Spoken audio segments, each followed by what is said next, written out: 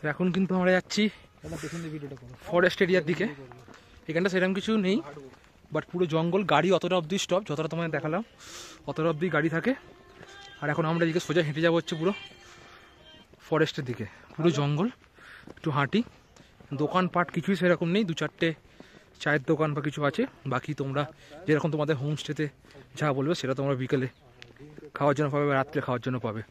তাছাড়া এক্সট্রা যে ফাস্ট ফুডের কোনো দোকান যেরকম গ্যাংটক ফ্যাংটকে থাকে বা শিলিগুড়ি টাউনে আছে সেরকম কিছু নেই এখানে।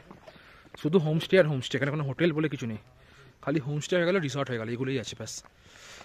আর আজকে হচ্ছে 8 তারিখ। আজকে তোমরা সবাই জানো আমি একজন মোহনবাগান ফ্যান।